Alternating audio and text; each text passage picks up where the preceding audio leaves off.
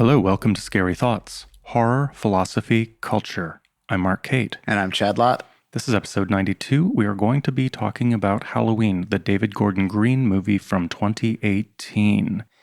And in this episode, we will be talking about... We'll be airing our grievances about this movie, a lot of it, but we'll be talking about reboots. We'll be talking about a lot of gun nut stuff. So if you're into that sort of thing, hang on. I advocate for infanticide at one point. And I definitely have a lot of good things to say about this movie, despite my reservations. Yeah. And then a lot of praise for Jamie Lee Curtis's political stance. For sure. You can write us at scarythoughts.org. That's with two T's, WHATTHE. We love hearing from you. And do you have anything to plug? Nope. Okay. Two things I want to plug. Mm-hmm. One thing, and this will be going on for a year because my band, My Heart and Inverted Flame, is doing this thing where every month for 1 year we're releasing a new EP. We're now 4 months in, and the EP collection is called A Collection of Essays Attempting to Describe in Intricate, Exhaustive Detail Everything That Was Ever Wrong with the World. And this is volume 4, just came out. So go to myheartandinvertedflame.com. Or actually, you can even go to the Scary Thoughts Instagram page, and yep. I think they've been plugged there. I also want to plug Peaches Christ's podcast. So our friend Peaches Christ, aka Joshua Grinnell, has started a podcast, and it's called Midnight Mass, very appropriately. And there are 3 episodes out now, and actually the newest episode is about the original Friday the 13th. And I think it would be a good pairing with this episode you're listening to right now. I highly recommend it. So check that out. And then also they started Terror Vault, the haunted house adventure that we went on. Was that 2 years ago? Maybe 3 years ago. 3 years ago, yeah. So Peaches Christ and her team do this thing called Terror Vault. And it's a Halloween experience. It was pretty great at the Mint, in the catacombs of the Mint in San Francisco. And they've already started posting promos of it, and the videos are hilarious and amazing. It was so much fun. Totally. I actually regret that we went so late because I would have liked to have gone a few more times. Yeah. Because as I understand, it kind of shifts a little bit. Like it's a little bit different, but depending on what performers are in town. But exactly. It's like there's a lot of elements of it that are just, kind of haunted house, like stuff you'd expect at the Disney haunted house, like the scary jump out at you stuff. Yeah. And then there are really great drag performances kind of sprinkled in there and in a very Peaches Christ way. I mean, it's not RuPaul's Drag Race in there or anything like that, but there is some infernal majesty afoot. For sure. All right. I guess the last thing to say, you know what? We used to always say what we're going to cover next, and then we stopped doing that so we wouldn't be so damn beholden to a schedule of any sort, so we could just cover whatever we wanted. But next we're covering a book, so maybe we should give people warning just in case they want to actually take the time to read it. Yeah. If you follow us on Instagram, I posted about this and said, you can read the book, but we're not a book club. I hate book clubs. So why do you hate wait, what? Why do you hate book clubs? Have you ever tried to be in a book club with people for any period of time? A book club of one other person. Does that count? Are you counting me? No. Oh. Just a friend and I read a book at the same time once and then had coffee and talked about it. So talking about a book that you read with a friend is different than trying to be in a book club where you show up and the first time. This is how book clubs go. You get some people, one of you is a known reader, and then a few other people will become your reading lampreys. And they think that they're going to get a little juice off of you because you also read. And then as a reader, you're ecstatic to start this book club because your friends will be reading more. Amazing. And then you can guide their tastes, or so you think. And then you realize why democracy is terrible, because as the book club goes on, terrible, terrible books are chosen, and you lose your will to live, and you stop reading those books, and then the group falls apart. The end. That's what happens. Every single book club ever. Okay. So, rather than join a book club, follow this podcast. Yes. Next, we will be covering the new Grady Hendrix book, Final Girl Support Group. You longtime listeners might remember that we covered I believe it was his first novel, Horror Store, about the haunted IKEA, basically. His new book definitely touches on and was inspired by the premises of Halloween. and definitely overlaps with the Laurie Strode into Halloween 2018. We'll be talking more about that. Actually, the Friday the 13th episode of Midnight Mass, Peaches Christ's podcast, touches on stuff. Actually, Peaches Christ's Midnight Mass podcast will actually be talking about Final Girl Support Group. I think Grady Hendrix will actually be on it soon. So maybe we need to like get this episode out as soon as possible, like try to beat them to it. Or it'll be too influenced by it. I guess I'll have to, after I finish what I'm reading now, I'll start it. Oh, you haven't read it yet? No. It's great. Yeah. I really enjoyed it. I've read all of his books so far, and they're just popcorn. They're super fun. This one's the best. It's very smart. Kind of in between Christopher Moore and Chuck Palahniuk in a way. I've never read Christopher Moore. Oh, he has a lot of like kind of fun, silly. You would actually probably love them. They're like kind of just fun, silly, supernatural premises. Some stuff with vampire. He has a vampire novel called I Suck or They Suck or Somebody Sucks. Great. All right. I guess the last thing to say before we dig into Halloween 2018 is spoilers ahead. Go watch this movie. Although you kind of don't have to. I mean, you could probably figure it out. I totally disagree. Yeah. It's just an unfair dismissal of a great movie that we're about to shred. Premium mediocre evisceration commence. All right. So where do you want to start with this one? Well, my confession is that I don't really like the Halloween franchise at all, or the Friday the 13th. The silent dude that walks at you with a knife genre is not interesting to me in any way. So that's your taste, but do you have anything in particular that you can criticize it for, or is it just like, it's not exactly your favorite thing? It's just not for me. Like I like there to be a little bit of a world building or something interesting. Like, and I know these movies kind of walk out their own mythologies as they go, but they're very inconsistent and goofy. Yeah. You know, I like a kind of a Tarantino approach to script writing where it's like there's this entire gigantic world that's not explored in the film and you can feel it a little bit. And these movies just don't have that for me. I think there's a slight bit of Tarantino-ness to this one. There are a lot, and we could talk, especially those fucking cops and their sandwich. Yeah, for sure. Let's get into that later. Yeah. But what did you think of this one in particular? Oh, well, it's to me, it's like classic Blumhouse, which is funny to say. Like a company that remakes classics is classic now. But the formula of like, hey, here's some kind of interesting film people who are real fans of this thing, like to really actually love it, and you can tell. And then they made it for people who love it, and they try to do it in a really as smart as possible way. You know, smartness doesn't always win, or work. So I felt like that about it. Like I don't care about these characters, so it was like a bit of a lift for me to even want to watch this. Yeah. But you know, it's all right. Like I love Danny McBride, so happy to support him.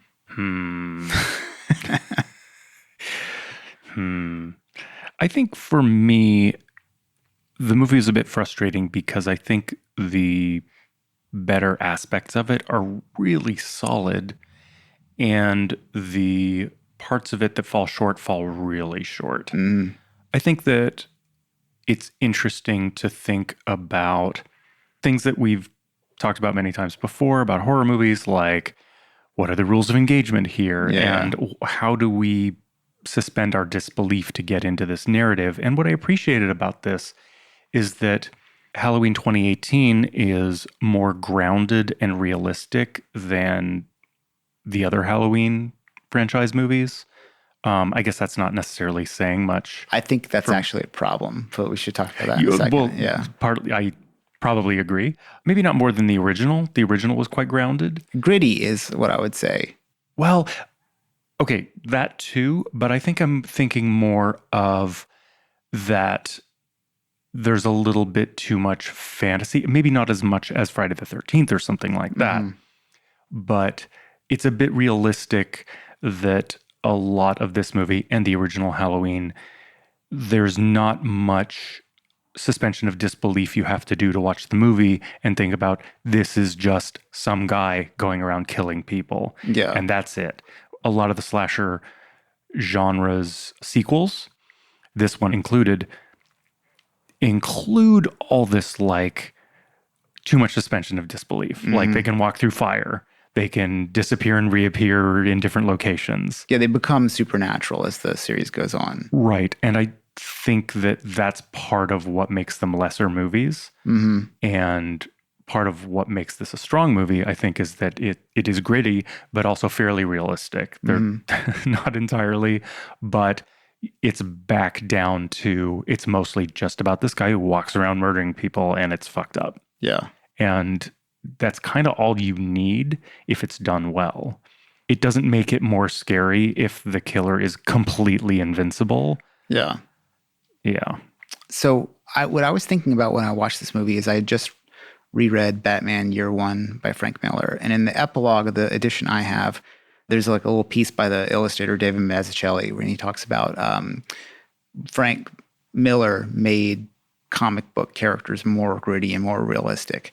And he did it really well. But if you go too gritty and too realistic, you start inviting reality into your tale. And he says that reality is poisonous to superheroes. And I think it's the same for horror movie villains. Because like when you think about like, okay, the first Halloween, there's this sort of like, it's almost dreamlike. It's very like, you wouldn't be surprised if at the end somebody woke up and well, it was all a dream. Like it has that feel to it a little bit, which is what's kind of cool about It Follows. It has a similar sort of dreamy vibe to it. And it is really not too much different than a Michael Myers movie, except for it has cool rules.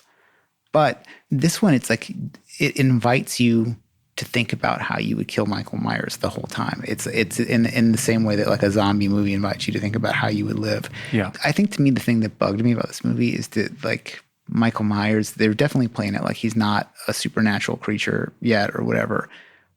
But so he should be beatable or be that supernatural and killing creature through the whole thing. It's weird to me. Like it's off. I think part of its strength and its weakness is that it plays both sides of the realism equation. And I think it ends up begging the question, what do we want from our horror movies? This is a sort of reboot, revision, sequel, and it sort of has us asking, like, do we want the Rob Zombie version? Do we want things to be more meta, less meta? Do we want it to be more realistic? Do we want it to be more fantastic? And this movie sort of fell in between a lot of these things. The violence, in a couple of instances, is very graphic and fucking gnarly. It's also, we get a little bit closer to some of these characters in an interesting way. And it is also kind of meta and intertextual, where it tips its hat to a lot of the other movies in the franchise. Yeah, if you want that, go to the IMDb trivia page for it. I mean, there's so many Easter eggs in this movie. It's just full of them. Yeah, but thankfully it doesn't lampshade them. It's not pulling some meta intertextual game, which I really appreciated. The one exception, though, I think really like does narrative work is when they say, oh, wasn't Michael Myers your grandmother's brother? Yes. Which is kind of how it is. It happened. I don't know exactly when it happens, but like that Halloween happens. 2. Yeah. It's revealed that, if I'm remembering correctly, it's revealed that Michael Myers was actually Laurie Strode's brother. And then, yes, ha ha ha, in this movie. Like, that's just a rumor. Yeah. And I thought that was kind of and it does work in the film. You know, it's there, and it kind of like I thought it was kind of a clever little line. Totally.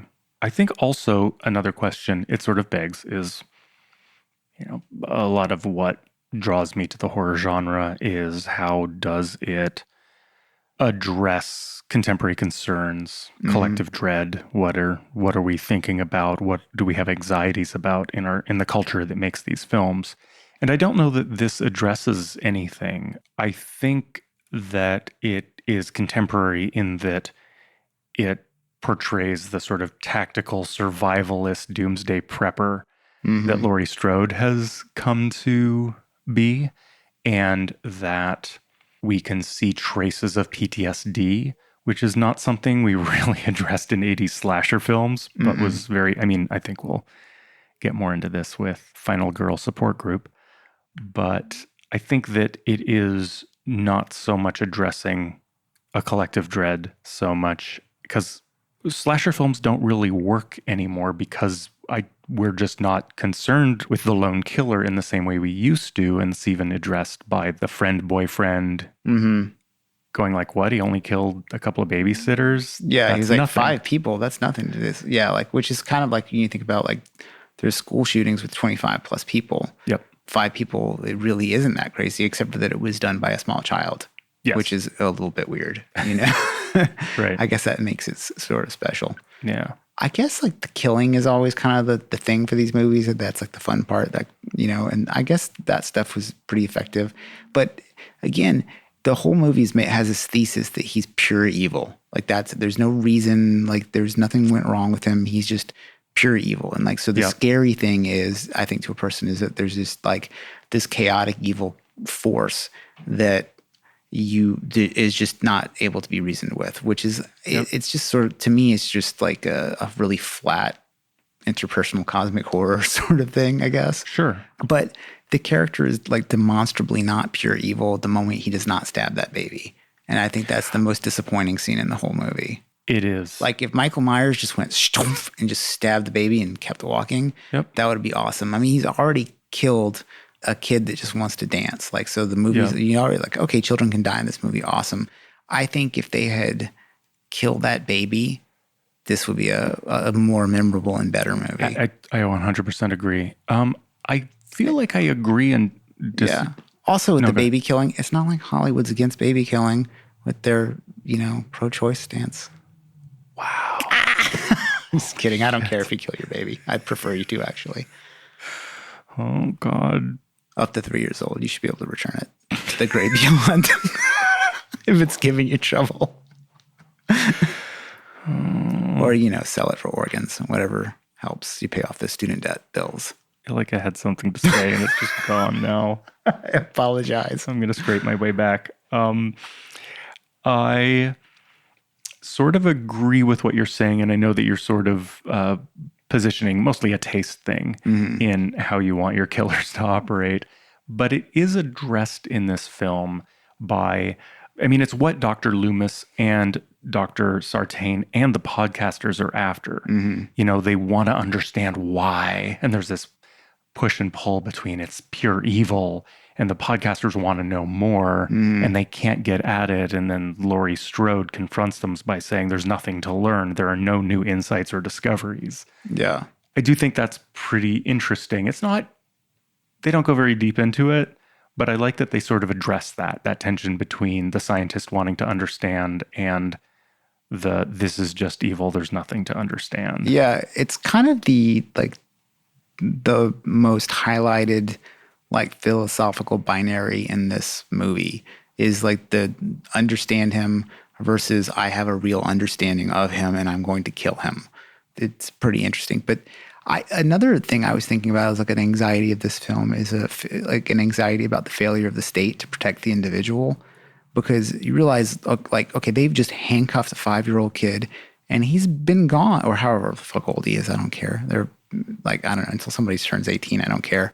But he's been in jail for 40 years. And during that whole 40-year time, like if a normal murderer gets put in jail, like there's like, you know, whatever school shooter was in Aurora, that dude's not getting out ever. You know, like he's in a supermax facility. But, you know, she is like really afraid. It seems like her fear is like outsized, but she's right. You know, like basically the entire, like no state apparatus is able to stop him at all. So you're like, oh, is pure evil more than the state? I don't know. Who knows? But not more than an angry mom. Yeah, I guess. But she doesn't really get it done either, does she? We don't know. Question mark. We know. But we know, yeah. There's another one of these movies coming out. So yeah, she fucked it up. You know what they should title the sequel to this movie? Halloween. Yeah. The Halloween. Can we talk about the fucking title? Yeah, the third Halloween film titled Halloween. I'm very confused by this trend of titling a movie the exact same thing as the movie that it is rebooting or sequelizing or whatever. I think that this is the worst offender because there's already been how many movies called Halloween based on this series of characters. I mean, this is definitely like Tropic Thunderable. You know what I mean? Like you could make fun of this super easy, like in those opening credits in Tropic Thunder. I don't remember. Like where it's like they're all like spoof movies, but this one would be like Halloween, the fourth Halloween in the Halloween franchise. Halloween. Yes. It's just so silly. It is. I don't get it. It's a reboot and it's a sequel and it's a retcon of the original sequel, and Yeah. it's called the same title as the original. You know what I would have they probably would have fought this, but if I was hired to name this movie, I would have called it 1031. Like that would have been the title. Yeah, that's better. Yeah, it's cooler, right? Yeah. Or with the date 10/31/18, which is what the tattoo was on the kid's arm. Yeah. You caught that, right? Yeah.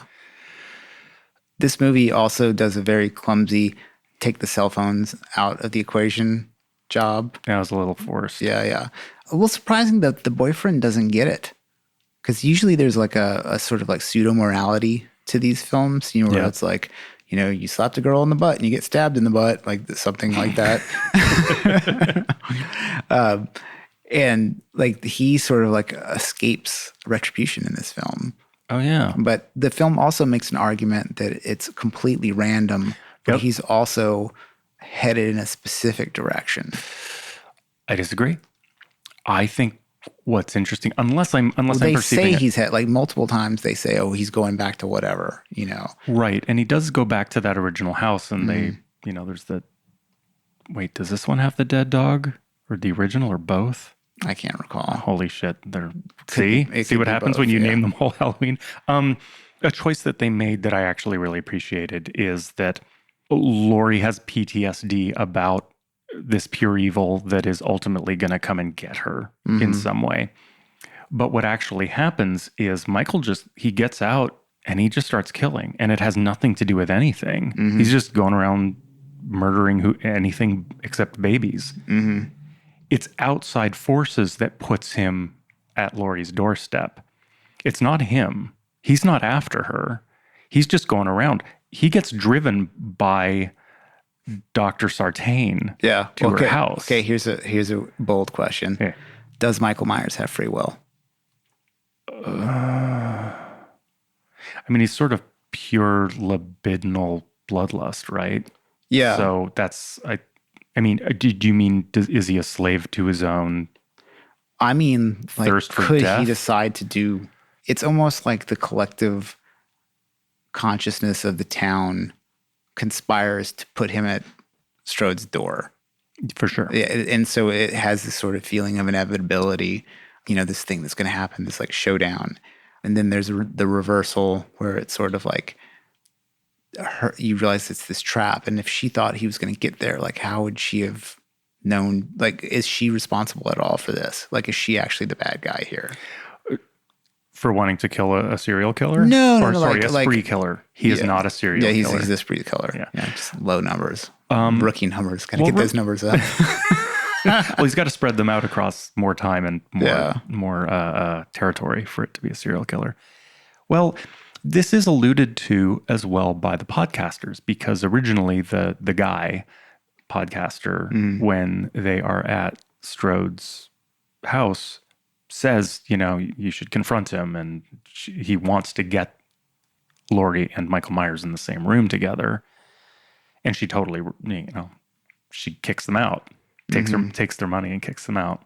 Have you noticed how podcasters have become this sort of like joke in films in the way that like a Morton Downey Jr. talk show guy would have been in the 80s films? No. It's so you have this movie, you have Tusk. There's a couple like Marvel. I can't remember which Marvel film that there's like a podcaster, but it's like the joke is always like, I have a podcast. Like there's like something about that. And then podcasters, and this is probably just reality, are not cool in any of these movies. Yeah.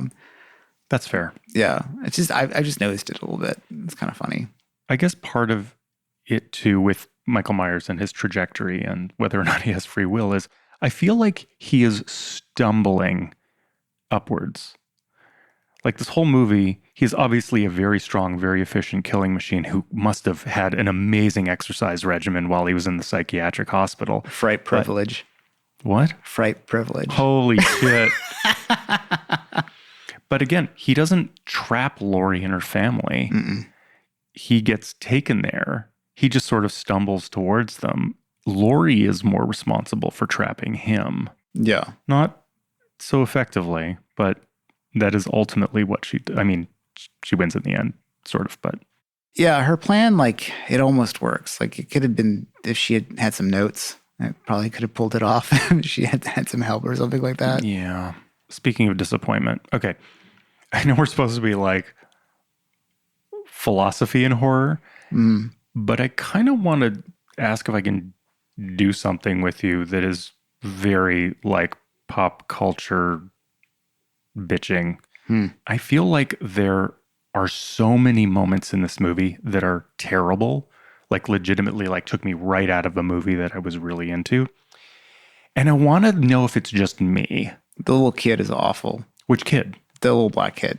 Oh, fuck. I think he's the best part of the movie. He's hilarious and he is the best part of the movie, but he should not be in the movie. He's in the wrong movie, you mean? Well, okay, so the deal with that kid is I think he's so magnetic. He's like great. Like if you told me that was his first role and he was going to be the next fucking Eddie Murphy, I would believe you. Like if you were like psychic or whatever, but it's just too out of the movie. Like it just takes you too out of that, like that really brutal sequence that has all this great tension built. And I know that you could make an argument, for fortissimo, silencio, or whatever, like loud, quiet, like funny, scary. But I don't know. It didn't work for me. Then before I get into my complaints, why don't we get into the Tarantino thing, which I think this kid is sort of part of, that there's him, there's the kid who would rather dance than hunt. There is the black cop with the cowboy hat. I thought he was for sure going to die. That guy had like early death all over him and he made it all the way. There's Oscar, the friend-zoned third wheel kid. I was so pleased to see him get taken out after his sad attempt to... No. He just pulled that move, like the coyote trying to steal from the wolf. That's what he tried to do. And he got fucking smashed because of it. And then there's the banh mi, peanut butter and jelly sandwich conversation, which I think fell flat. Yeah. But there are a lot of these little character detours in some of the smaller parts that I think fleshed it out interestingly. And I think that for me made the babysat kid work because he's not the only small part that kind of bubbled out. I guess I'm being like a little unfair to that character now that I think about it, because it's like the relationship between him and the girl would make you care more about the girl getting killed. Yep. So, I mean, I guess it's just, maybe it was just a little long or something like that. I don't know. Again, I'm kind of ruined by John Wick. Once killing happens, I just want to see fucking a tornado of bloodshed until it's over. Like very like Wagnerian. Like that's kind of my taste. And the in and out, the push and pull, I think it can be done by an excellent writer. But if the writer is not excellent or the editor is not excellent, those chunky, like not great transitions just make it feel off. I totally see that. Actually, again, I'm going to maybe put off my complaints some more and go deeper into this. You want me to just keep bitching about this movie? No. Talking about violence in particular, maybe we should dig into that for a second, because I did think that a difference between this Michael Myers and the Michael Myers of the first movie, ironically, the young Michael Myers in Halloween 1978 is...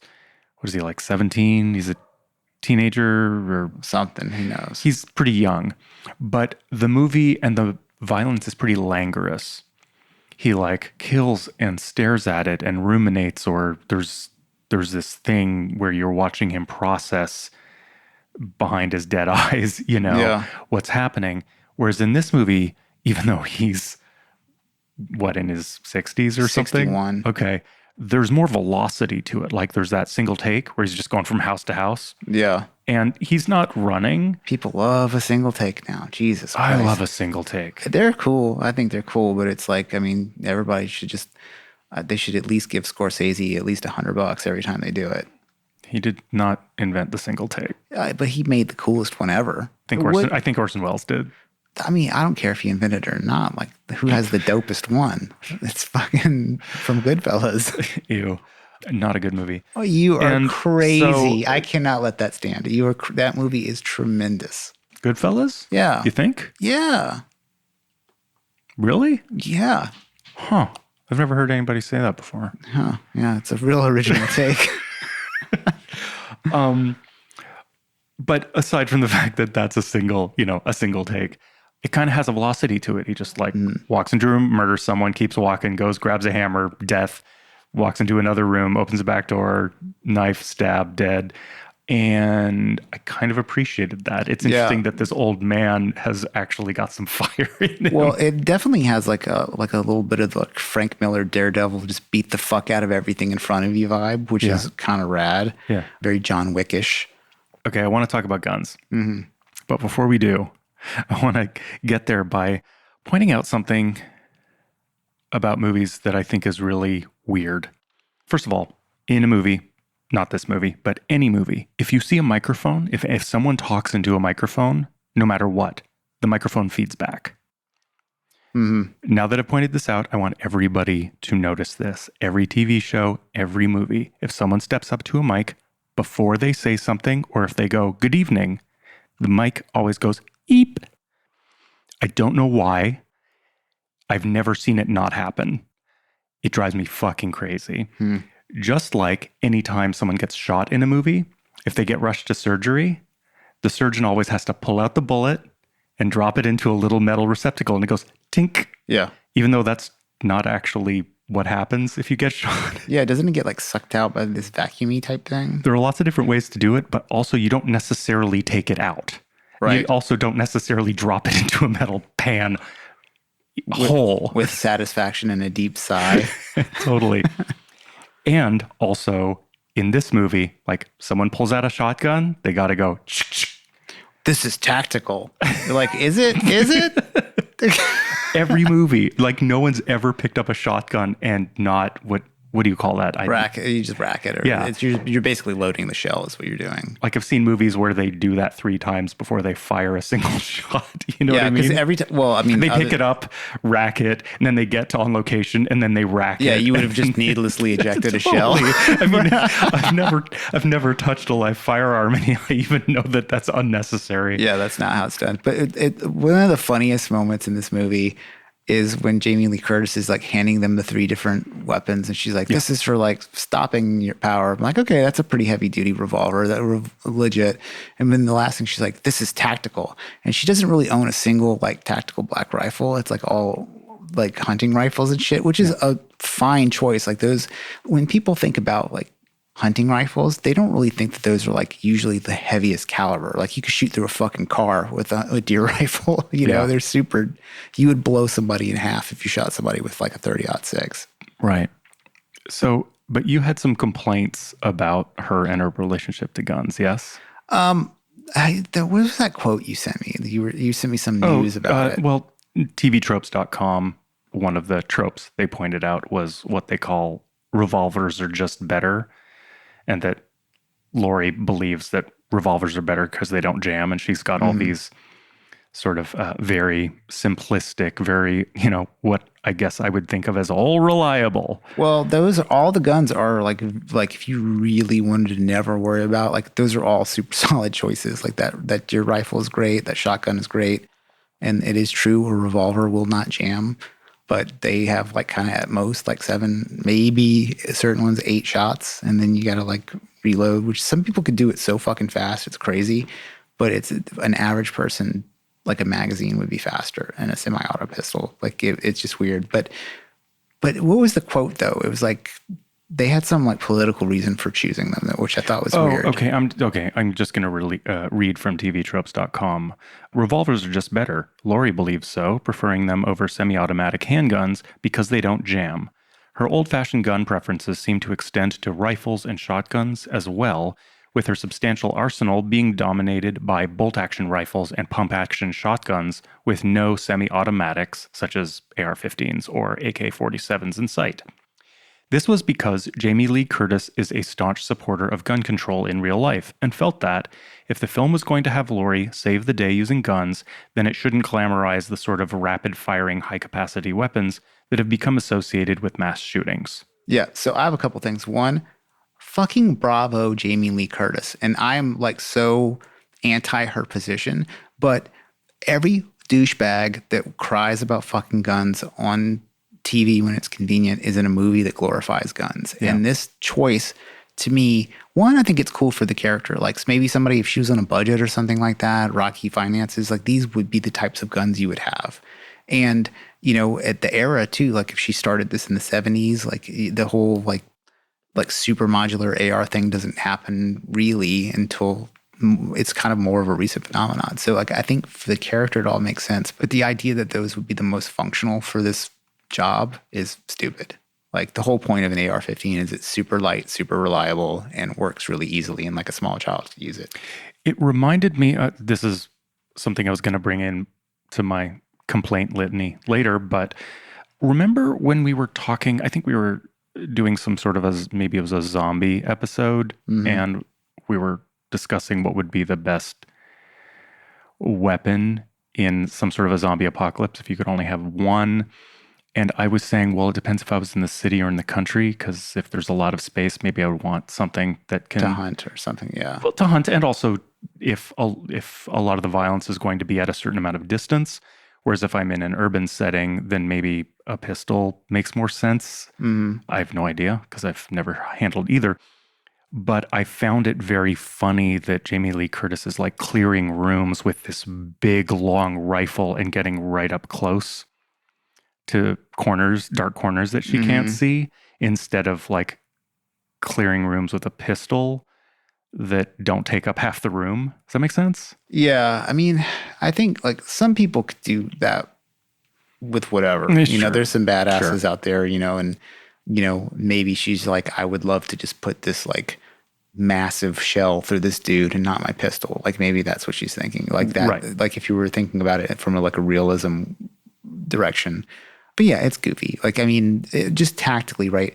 I would have cameras and fucking lights all through that place. Yeah. You know, and then there would be bombs all over it. And I would sit in my little room, and when that Joker walked through a room, I would blow him the fuck up. Yeah. Like, if you were going to, but that's not what these movies are. These are like Home Alone, you know? Fully. So, you know, I think it's fine what she did. I mean, she got him in a cage, right? The only real problem was like, she couldn't verify the kill because of the fire. Like, it's kind of a bad plan. Yeah. Yeah. Okay. Can I go through a list of very bad transgressions that this movie makes and see if it's just me? I'm sure there's like 50 at least. Yeah. And, you know, to be fair, all movies have problems. I think that it's just that this movie is just good. And like if this was Halloween 12, The Drowning, then I wouldn't even think twice about inconsistencies. You know why this bothers you? I was thinking about this today. Because not you being bothered by things, although I do think about that quite a bit. Very thin skin about a lot of weird shit. But this movie and movies like it and reboots are like the Lamborghini Countach that just came out. Like, I think it's a great looking car, but it looks like the one from the 80s. So, but what you have is in your brain, you have the memory of the groundbreaking thing from a time when it mattered more in your life. And you'll never be able to separate that feeling from the new version. And then you would think that like, you can't just resto mod it and say that's a thing, even though that's probably what anybody would want. Somebody would probably like love to have the look of the old Countach with the new motor. It would be cool. But no one is happy by the new one. Like no one, it doesn't please anyone because it's like it's made in like pretty much any homage is like that, and like except for like Tarantino films, or at least to me anyway. I can't shut the fuck up about them. And then the Dodge Challenger Hellcat, I think is pretty cool for like a muscle car. Okay, I think that you may be pathologizing some sort of that's how way I feel construct. About it. Okay, see, I don't think I'm attached to it as a property being Halloween and want it to be better. I think it's more like this movie, when it's good, is very, very, very good. And it makes me mad, extra mad about the things that fall short, because it seems like there were clearly so many intelligent minds constructing this film. So why is it so full of terrible decisions, mostly bad writing, directing choices? Let's get in there. There's a psychiatric prison transport full of inmates. Where's the follow car? I mean, they're just going to pack a bus full of like lunatics and just send it off into oblivion, and there's no accompaniment, no radio, nothing. Just that's it. Yep.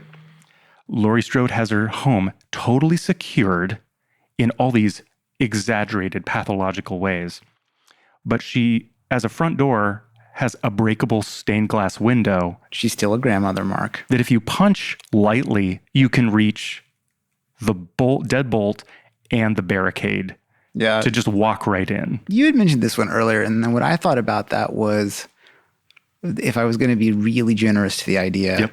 the house is a trap and you would want the person to be able to come in. Except she leans against that door as if it's a safety zone, and he punches through it and grabs her and almost murders her because she treats it as if it's a barricade. But it's actually like, my front door is more secure than hers. Yeah. So Lori's family can understandably be exhausted by her trauma. She's, completely, I mean, her kid was taken away from her when she was young, but they seem like reasonable people who, on the anniversary of the murders, on Halloween, and he's being transported, that she's extra agitated, and they treat her like they just don't understand what her problem is. I was going to say you'd think they'd take her out to Olive Garden, but they kind of do. Like, that's kind of what happens. They try. Yeah, they try. And then you got like try hard cool dad there trying to hold it all down. Totally. Lori goes to their house to warn them that he's loose, and then doesn't actually say he's loose. Yeah, you would think that would be like critical information. Like, she flies over there, criticizes them for their bad sense of home protection, and then doesn't actually say why she got there, which seems to be like her entire life is built around not necessarily protecting her family, but at least, I mean, she's so crazy focused on the thing that drove her to the place that she is. And part of that was getting her kids prepared, or her daughter prepared, and just failed to mention the reason why she came over. Yeah, this is her Super Bowl. You'd think she'd be stoked. Her what? Her Yeah. Super Bowl, yeah. Oh, totally. So after Lori shows up to the restaurant and completely freaks out, right? And leaves, Karen then turns to her daughter in the parking lot and info dumps her entire childhood to her daughter as if her daughter has never met her before. Like, I think she knows what her mother went through, basically. You know what would have been a better script moment is if the boyfriend was somehow like standing next to her and was having this moment with her. Yes. And so he was telling her and he didn't know. Yeah. And then it builds this connection, and then the boyfriend gets killed and you're sadder because the boyfriend gets killed. Right. That would have been a much better move. Totally. The dad of the kid who wants to be a dancer. Yeah. Hang on, I'm going to go check it out. That is so old school Halloween, and I don't think it fit in this movie. It's such a dumb move. It's a classic dumb move though. So it's Okay. sort of like, right. it has. I mean, it's kind of lampshaded because then, like, the dying cop's like, run. And the kid just kind of wanders over and sticks his head in a bus. Like, it's very weird. Yeah. One of my least favorite parts about this movie is when the daughter is running through Laurie Strode's property at the very end, and she comes upon the hunting range or the firing range with all the mannequins. And the soundtrack suddenly has all this non-diegetic, like, laughter, screams, and Yeah, like she's crazy. it was, Yeah. don't do that. Yeah, it's just It's just fucking hokey as hell. I feel like it already needs to be the type of movie that has sound other than sound effects, dialogue, and music. Yeah. But as soon as you get like kooky, non-diegetic sounds just to make it more scary, shitty horror movies do that all the time. Good ones never do. And I feel like in that one moment, it kind of went too far. I feel like this movie could always dodge and say it was like sort of an ironic move. But I don't think this is an ironic movie. But it's a hipster film company, and hipsterism always is bathed in irony. I think we could maybe split the difference and say that strikes me as being a producer's note. Like, yeah, you need some fucking tight sound effects here. Make it like children laughing and like screaming, and it'll be like, whoa. Be like hella scary. Okay, Yeah, okay, Dad, you're paying for it. I mean, I'm going to use Occam's razor here and say it was probably weed made this decision. Very possibly true. Oh my God, I'm only halfway through my list. Let me just skip. A lot of them we've already talked about. Just the hits, Mark. I know. We already addressed this, but I want to flesh it out just a little more. I'm thinking about, this sock pea dagger, which I'll just try to explain this. So you and I have this knife. Yeah, I have one in right? my pocket. Do you really? Yeah, all right. Nice. I have one. Oh, it's actually in my shoe. I put it outside. Well, you're not ready for a fight. Well, not in here anyway. You're safe here. The thing about this dagger is it's designed so that you can grab it and, quote, create distance between you and your opponent so that you can take out your secondary weapon like a firearm, because you don't want to pull out a firearm while someone is within grappling distance, right? You can stab someone away, and then if you really need to pull out a gun, I'm making some assumptions because... No, I mean, the main thing is you don't want someone to grab the gun from you. Yes. Like, that's the main thing. So you want to get at least far enough away from them to where they cannot grab it. Exactly. So Laurie Strode takes a large rifle and starts walking into dark rooms, brushing up against dark corners where her vision is obfuscated, and the most obvious thing in the world happens. Michael Myers is behind that thing in that shadow and overtakes her, and her gun is useless. Yeah. Instead of her clearing rooms with firing distance and vision by, say, turning on a light and being cautious. Yeah. And something I like about this movie very much is that she's not a Sarah Connor. No. Right? She is really damaged by PTSD. And so a lot of her decisions are pretty bad. I mean, some of them are, they're badass. But I like that she's not necessarily good at this. But it seems that if you're afraid of the boogeyman, you don't go wandering into dark corners when you know he's in the house. Well, here's the thing about this sort of thing is I think it's actually pretty realistic that she would like kind of know how to do it, but not really know how to do it. Yeah. Because the comparison to Sarah Connor is really interesting because Sarah Connor understands that John Connor is going to have to be trained to lead a guerrilla fight. And so she goes down to South America and learns those real skills. Like she has a better set of goals probably, right? And I think Jamie Lee Curtis or whatever, Laurie Strode, like I think her character could, and I think the way she acts, the character gives a lot of evidence for this, is she could be so off-putting that she could probably never integrate herself into any sort of like community of people. Yeah. Like, I mean, she would just be too weird. Or like, I've known like my sister-in-law, like she's super into guns, like way more into guns than I am, but she's like 22 rifle shooting and things like that. But I could see her having a lot of confidence in her ability to like take care of business, but like maybe not think about like what like a Navy SEAL would do or something like that. Right. You know? But do you think if your sister-in-law's mortal enemy was like an unkillable death machine and your sister-in-law was going to go confront him, she'd take one gun, no knife, no secondary firearm, and just go like wandering around the house? Well, I mean, this is just ideology over practicality in effect right here. You know what I mean? It's like the proper tool for this job is a shotgun with a flashlight on it, you know, like a short barreled shot, like what SWAT teams use, you know. You just go around, like if something moves, you just pull the trigger, it blows a huge hole, you know. That would be the right thing to do. But the hunting rifle thing is an odd choice, you know. Can you explain what a FUD is? Yeah, so all communities have subcultures, and in the gun subculture, there is a division between like black rifle owners and FUDs. And FUDs, it's a derogatory term. It comes from Elmer Fudd. And Joe Biden is like a FUD. So it's somebody who like nominally approves of certain types of firearms, but doesn't understand why you need whatever you have that makes them unhappy that you have it. A lot of times it's like, you know, the classic Joe Biden, like, all you need is a 20 gauge shotgun. Like, sure, maybe. But like, what if you want more than that for yourself? You know, like all you need is a seatbelt and a Kia, but maybe you want like a BMW with airbags and shit. You know, that comparison is not going to make anybody that listens to the show happy. But I've made it.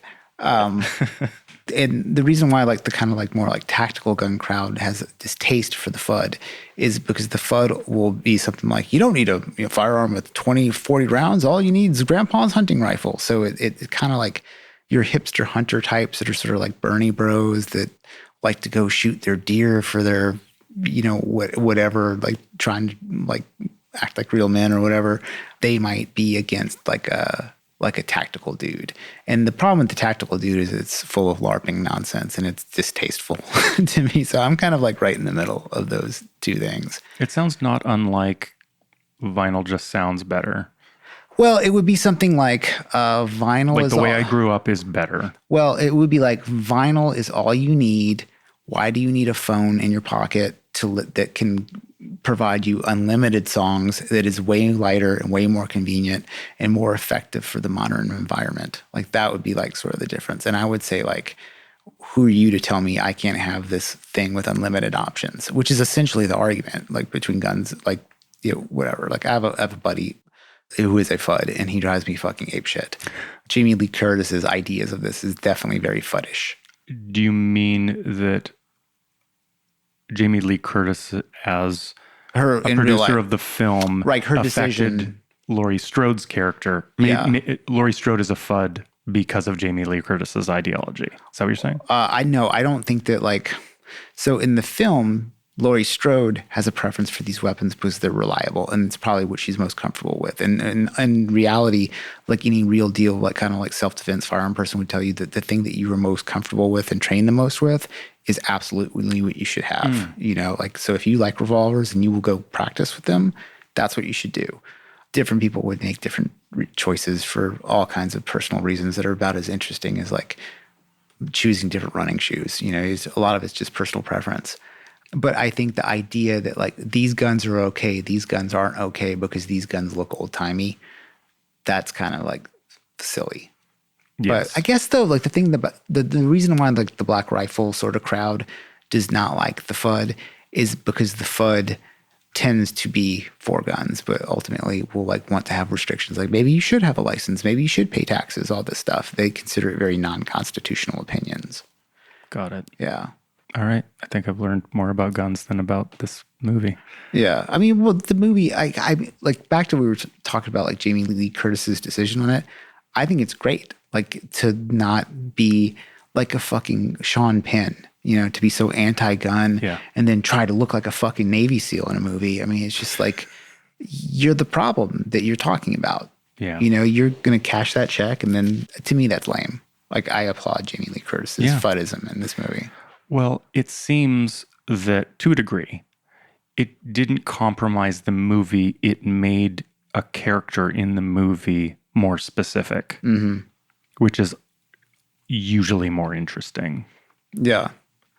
Because she's not a badass. Like all the like sort of marketing around this movie was like how like she's like they kind of made her out to be sort of a Sarah Connor type character, and she is a tough version of a final girl, but she's also clearly damaged, which I think is what makes it interesting. Totally, you know, totally, and it's definitely something we'll address more on our Final Girl support group episode.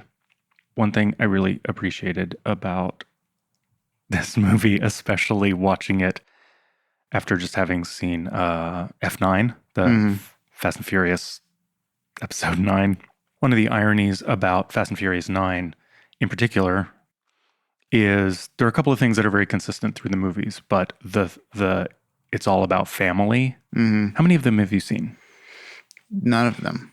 Not what? I've seen like 30 minutes of Tokyo Drift. You saw 30 minutes of the worst one. Yeah. I'm going to just assume you somehow saw the 30 worst minutes of it. But I feel like this is, I can't remember what we were talking about last time where I was like, I had the Cliff Notes.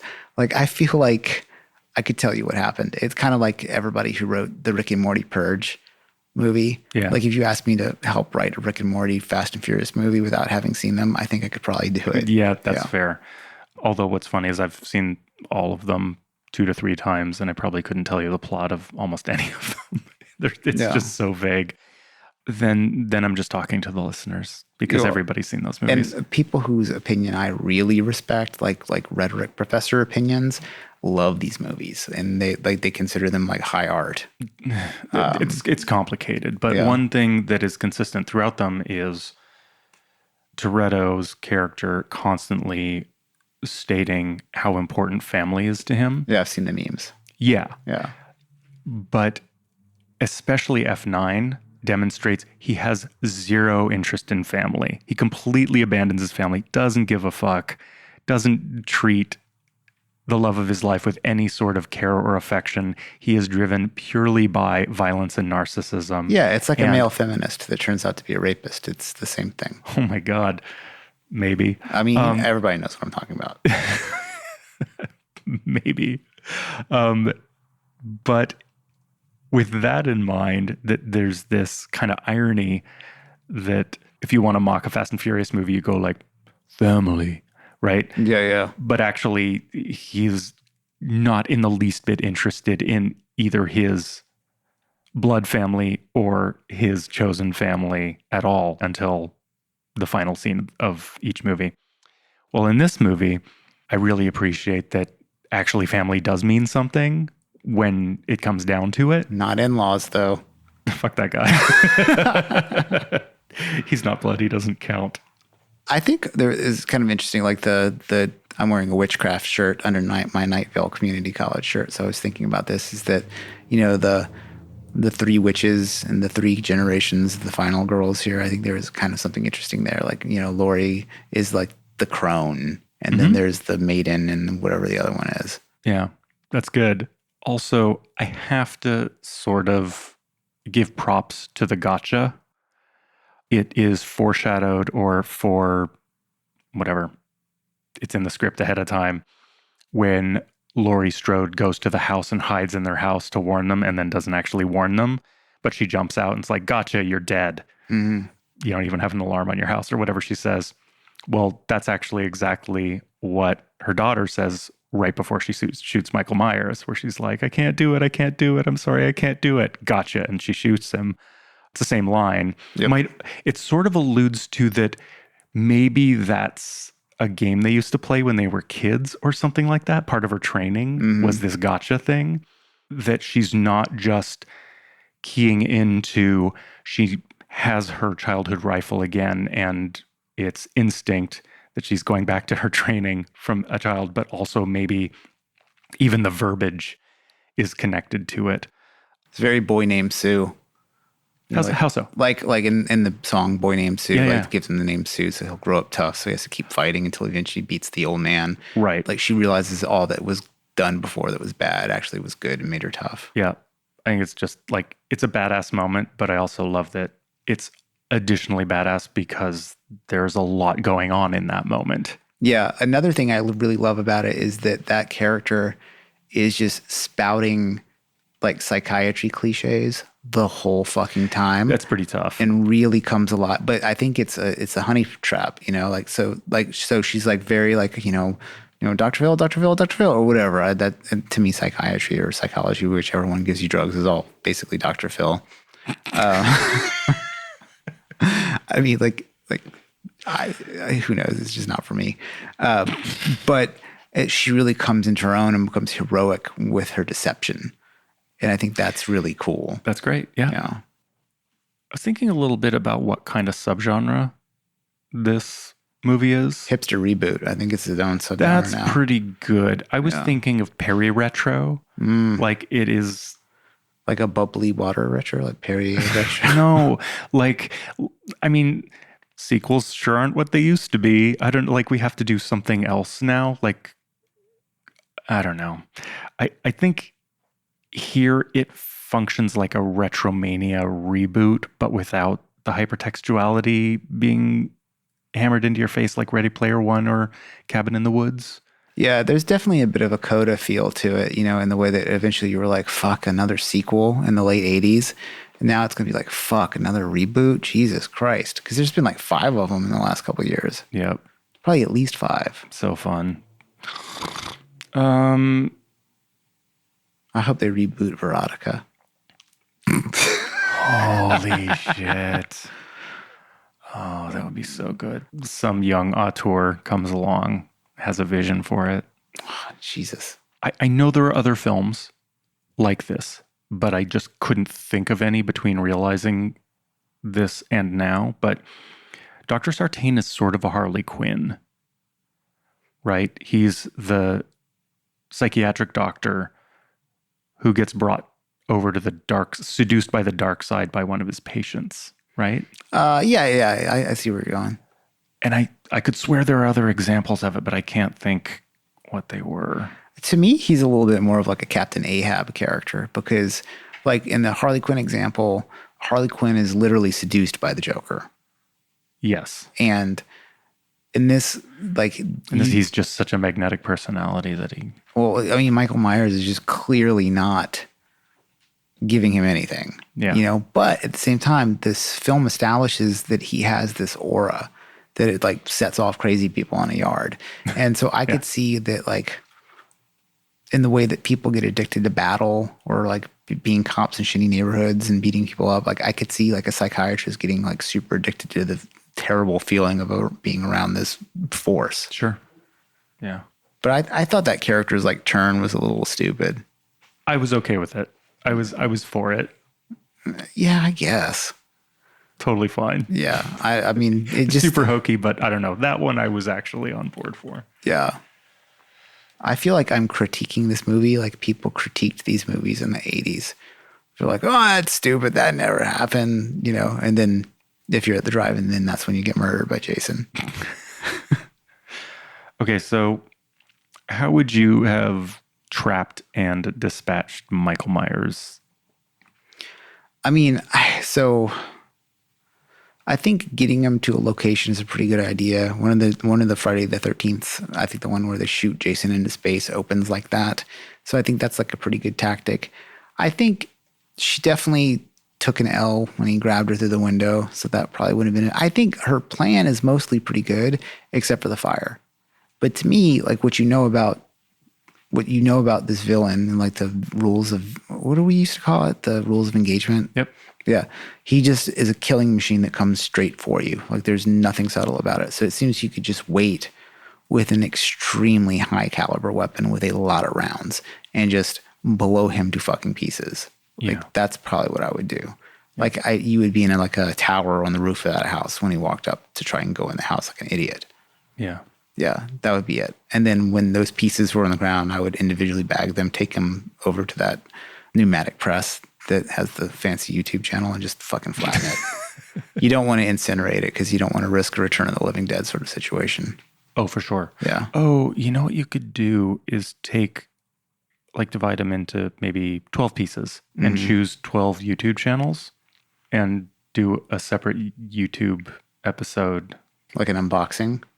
No, like one part is the pneumatic guy. Oh, yeah. And then another part you could get Adam Savage. Will it blend? Sure. Yeah. Get a bunch of influencers to each do their own take on destroying individual parts of his body. Yeah. I feel like how it should have ended would have just been like a sniper rifle shot. Like that would have been it. You mean just like lined up? I mean, not even dead. anything crazy, like a serious deer rifle walks up, shoot him in the face. Like that's pretty much Credits. it. Yeah, credits. Like that's how it would go. Because especially it remains to be seen with the sequels. But as of this film, it is a human. Yeah. You know, it is a human, except that the first time he gets hit in this movie is by the podcasting dude with, I think, a tire iron to the head. Mm-hmm. He would have been dead instantly. He gets murdered like easily 6 times in this movie. He is from England, so he's probably not that strong. The guy who's hit him with the tire iron. Their podcast is exactly why I don't listen to true crime podcasts. Because I think that every single one of them, except maybe Criminal, I'm sure there are exceptions. Dear listeners, please direct me to a good true crime podcast that is nothing like it seems like. At first I was like, this isn't realistic. This is bullshit. And then I was like, no, this is exactly how they are. And that's why I don't listen to them. They're terrible. Although we really should have done a true crime podcast instead of a horror podcast. So many more listeners for sure. So many more. I mean, you get to like my buddy Rob, the cop that's on First 48, we would probably just get like a bunch of like goth murder moms, which I think is a pretty good demo. Cool. Like what's cool about them is in the way that like the gay crowd will stick with an entertainer, the murder moms will stick with their podcast, I think. Nice. Which is pretty cool. I think it's a good group of people. Yeah. One thing I was thinking about like from a generational perspective is like, okay, so this movie is made by people our age, features the original cast. So clearly like the original audience, this is sort of like made for them. It's like a a retro mod car or, Retromania. Here it is. Yep. And it was really difficult for me to feel if young people of the age of the characters in this movie would have cared about it. Because the thing with the original Halloweens is like the horror fans were kind of younger then. The genre was sort of younger and fresher then. So you'd imagine like a bunch of near teenagers seeing a bunch of near teenagers getting killed. And it would sort of be like more of a fun party thing to go see a movie like that. Whereas this, I wonder if the people of the age of the teenagers in this movie connect with this movie or care about it. Don't know. I was thinking about like my nephew who is 15 years old. He sent me some video clip of some actor who I had never seen before, never heard of. And I was like, okay, that's cool. I was like, who the fuck is this? He's like, it's my favorite actor. And I was like, well, okay. Well, I was like, man, this is the moment where I'm getting old, like I don't know what the fuck this favorite actor is. It'd be like not knowing who Brad Pitt was maybe. And he's on the show called Outer Banks, which I don't know anything about. I guess it's like, I don't know anything about it. So, and I don't want to know anything about it. So no need to inform us people. But like, I'm wondering like, what is the horror that appeals to really young people? Yeah. Yeah. Stranger Things. I think yeah, people love Stranger Things. We've already done 2 episodes about it. Yeah. Yeah. So what have we learned? We have learned don't trust the state with your safety. Yeah. Number 1. Yeah. You have to take that into your own hands. Yeah. And direct tactics, simple tactics. Yeah. I learned a lot about firearms today. Yeah. I mean, and I'm no expert either. Like I'm like proficient enough to kill somebody that tried to break into my house, but like, I'm not even pretending to be tactical at any level, Is that it? Yeah, I think so. Well, I don't know. Don't make any more of these movies, people. Just stop. I don't know, man. My list of complaints, I feel like, obviously I feel this way, but like if those issues weren't in this movie, I think it would have been a great movie. Well, I know we're trying to wrap it up here, but can you it's inconsistent. But can you think of any movie that has nailed it as a reboot kind of? Like Suspiria kind of, which is hilarious because as much as I fucking talked the remake of Suspiria. As much as I shat on the remake in our episode about it, it's probably the movie that I've had the most turnaround on. Okay, we should do a reboot of our episode about the Suspiria reboot where you get to actually not talk so much nonsense about a great movie. Yeah, I was so wrong. I listened to that episode a couple weeks ago. I was like, fuck, man, I was like, I'm never going to listen to any of my other episodes because I was so wrong about this. What else have I been so wrong about? Oh, don't get me started. But yeah, like I would be interested in talking. Suspiria is like the one remake. I mean, I actually think that I like the remake better than the original movie. It's tough. Yeah. Yeah. It's the only one I can think of, though. Can you think of any other movies that are like kind of this level that the reboot was better? It doesn't even have to be better, but like in Evil Dead 2 don't count. Like that's a different thing. Right. There's got to be something I'm not thinking of. I mean, I'm like normally these sorts of examples pop right into my mind, and I've got nothing other than what I mentioned. Let us know, people. All right, I guess we're done, and so I can convert the let us know people into a reminder. You can write us at WHATTHE at scarythoughts.org. Anything else? Yeah, that's it. All right. Thanks for listening.